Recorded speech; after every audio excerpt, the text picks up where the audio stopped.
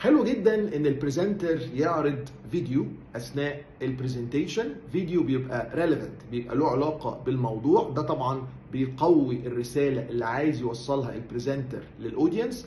بس التحدي اللي ممكن يقابل البريزنترز الديوريشن بتاعه الفيديو تبقى قد ايه، المده الزمنيه.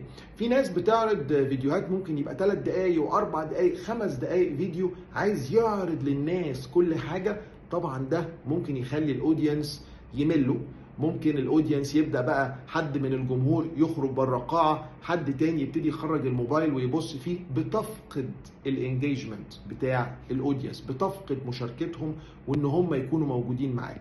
فعشان كده بنقول في ستاندرد، خلي بالك من هذا الستاندرد، ان انت الفيديو لما تيجي تعرضه تتراوح المده بتاعته من 30 ل 60 ثانيه.